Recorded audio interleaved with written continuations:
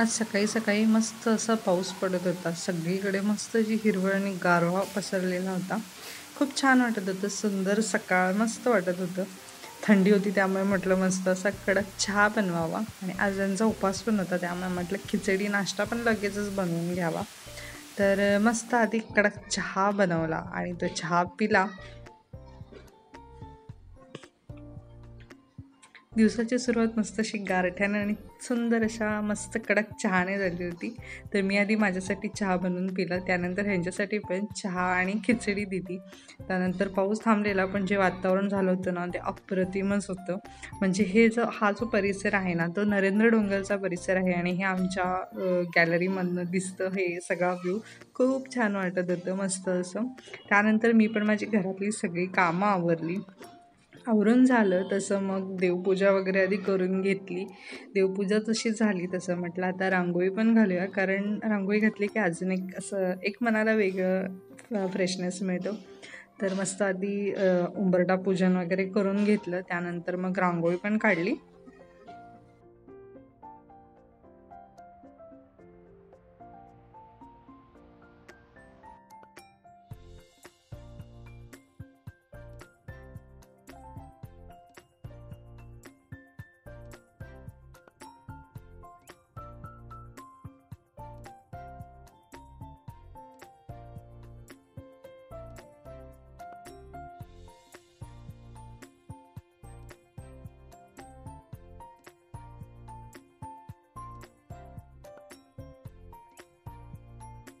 त्यानंतर रांगोळी पण काढून झाली. सुंदर सुंदर अशी छोटीशी रांगोळी काढली ही. अशीच दररोज मी काही ना काही छोट्याशा रांगोळ्या काढत असते. तुमच्यासोबत शेअर करायचा नक्की प्रयत्न करेन. त्यानंतर मग माझी बाकीचं जी काही घरातली कामं होती ते पण करायला घेतली, कारण अद्वैतसाठी खायला आणि मला पण उपवासाचं खायला बनवायचं होतं. त्यामुळे म्हटलं कसं काहीतरी बनावं. तर मी इथे साबुदाण्याची खीर बनवली होती आणि पहिल्यांदाच गूळ घालून बनवली होती.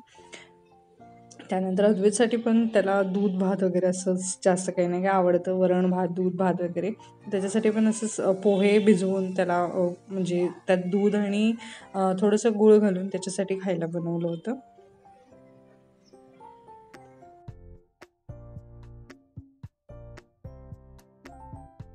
सध्या ना अद्वैतची अशी फेज चालू आहे, ज्या फेजमध्ये ना तो सतत बडबड करणं, सतत उड्या मारणं, मोठमोठ्यानं ओरडणं आणि खेळणं ह्याच्यात आपली एनर्जी वाया घालवत असतो.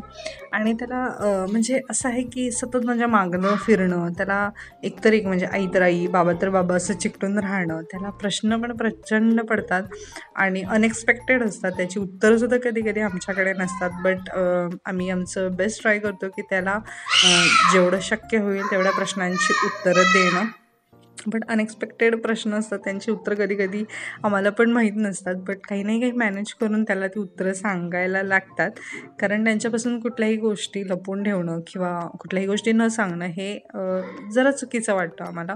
त्यामुळे त्यानंतर त्याचं असं असतं की सतत नुसतं बडबड करणं, खेळणं आणि हे मागं मागं फिरणं आणि त्याचं उड्या मारतच चालतो. तो नीट चालायलाच बघत नाही. त्याचं म्हणजे अखंड टाईम तेच चालू असतं आणि त्याला त्याबद्दल बोललं की तो थोडंसं त्याला इमोशनल वाटतं, तो रडतो वगैरे. मग आता ठरवलं की त्याला जास्त नाही बोलायचं त्या गोष्टींना, कारण माझं ऐकण्यात असं पण होतं की ज्या मुलांचा ब्रेन डेव्हलपमेंट होत असतो ना ती मुलं अशीच सतत ओरडणं, खेळणं, आपली एनर्जी खर्च करणं अशा गोष्टी करत असतात. आणि तो एनर्जेटिक आहे हे चांगलं आहे. आपण म्हणतो की तो मस्ती करतो, बट तो खूप एनर्जेटिक आहे. तो आपली एनर्जी चांगल्या पद्धतीने यूज करतो आणि ज्या गोष्टी त्याला आम्ही सांगू त्या गोष्टी त्याला समजतात. पण कधी कधी असं होतं, अजून तो लहान आहे, 3 वर्षाचाच आहे, तरी असून त्याला बऱ्याच गोष्टी समजतात. तो समजूतदारपणे त्या गोष्टी करतो, ऐकतो आमच्या.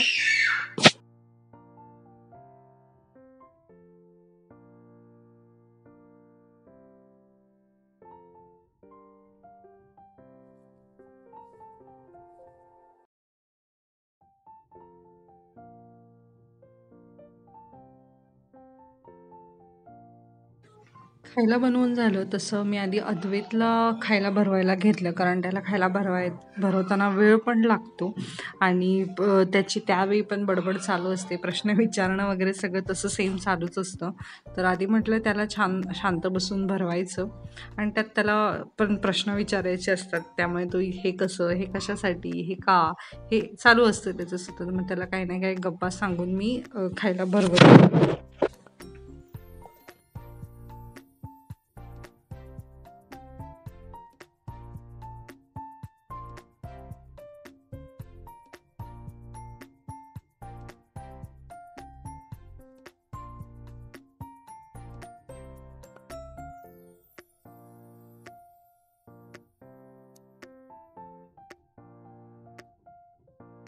आधी हा खायला जेव्हा भरवायचे तेव्हा एका जागी स्थिर बसायचा, बट सध्या त्याचं असं आहे की खाताना पण त्याचे नखरे चालू झालेले आहेत. असंच काहीतरी गोल फिरणं, काहीतरी हे करत बसणं, बोलत काहीतरी, खेळत ओढत काहीतरी असंच सतत चालू असतं.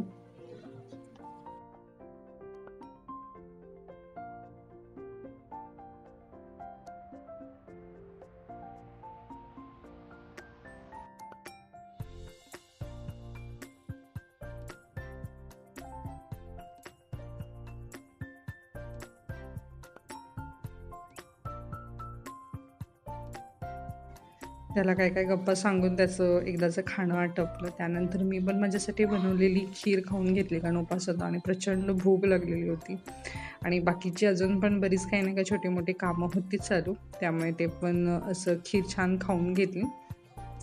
त्यानंतर ना दुपारी लाईट गेली होती आणि असंच बसले होते, तर बघितलं देवाऱ्यात ना दिव्यावर जे एवढं छान वाटत होतं, म्हणजे लाईटपेक्षा दिव्यावर देवारा खूप छान वाटतो. त्यानंतर मग माझी पुढची कामं करायला घेतली, कपडे वगैरे धुतले आणि वाळत वगैरे घालायचं होतं, मग ते पण आधी करून घेतलं सगळं. अद्वैतला झोपवलं, कारण त्याची झोपेची वेळ आहे. मी त्याला मॅक्सिमम 2 वाजता झोपवतेच, कारण कसं आहे दुपारी जर थोडा वेळ झोपला ना तर तो संध्याकाळी जरा फ्रेश होतो, नाही तर त्याची चिडचिड चालू होते आणि तो जाम वैतागतो, मग चिडचिड करतो झोपला नाही दुपारी तर. आणि मग रात्री पण लवकर झोपतो आणि मग जेवायला वगैरे काहीच बघत नाही. आणि तो झोपला असताना मला माझी कामं पण करणं, बाकीची जी काही घरातली कामं आहेत ती करणं सोपं जातं. त्यामुळे त्याला झोपवलं, त्यानंतर कपडे वगैरे वाळत घातले, त्यानंतर जे काही आधीचे कपडे होते ते घडी करून छान कपाटात परत ठेवले.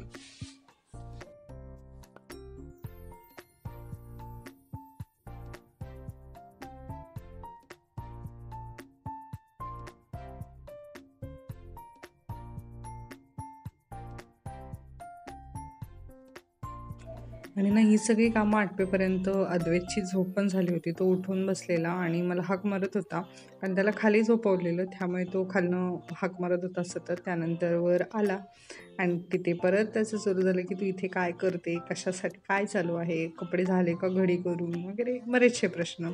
त्यानंतर मग त्याला फ्रेश केलं आणि तोपर्यंत त्याचा दादा, म्हणजे शेजारी एक मुलगा आहे समर्थ म्हणून, तो पण खेळायला आला. मग त्याचं आणि त्याचं खेळणं चालू होतं. त्यानंतर संध्याकाळी मस्त असा थोडा निवांत वेळ मिळाला. त्यानंतर मला कॉफी आवडते, त्यामुळे छान कॉफी बनवली आणि बाहेर छान गॅलरीत जाऊन थांबले. वातावरण पण खूप छान होतं, त्यामुळे थोडा वेळ स्पेंड केला बाहेर. माझा टाईम, मी टाईम म्हणतो तसं. त्यामुळे छान वाटलं थोडा वेळ. आपण असं डोक्यात जे काही बरेचसे विचार असतात ना, कधीतरी शांत राहिलं ना तर त्याच्यावर सोल्युशन्स पण आपल्याला लगेच सापडतात. तर मी बऱ्याच वेळा जेव्हा मला असं वाटतं की हां, म्हणजे माझ्या डोक्यात काहीतरी चालू असेल, तर त्यावेळी ना मी मस्त असं बाहेर कुठेतरी थांबते एका ठिकाणी शांत, किंवा म्युझिक्स ऐकते. बुक्स वगैरे वाचणं तर माझ्या डोक्याच्या बाहेरच्या गोष्टी आहेत, म्हणजे त्याच्यासाठी एकाग्र मन पाहिजे, ते काही मला जमत नाही. त्यामुळे मी छान गाणी जी काही मला आवडतात ॲज पर द सिच्युएशन, म्हणजे हॅप्पी असेल तर खूप मस्त मस्त हॅपी सॉंग्स ऐकते. मूड जर खराब असेल तर सॅड सॉंग्स, किंवा असं एक ज्या काय म्हणतात तसं एकदम माइल्ड सॉंग्स जे असतात तसं ऐकते मी.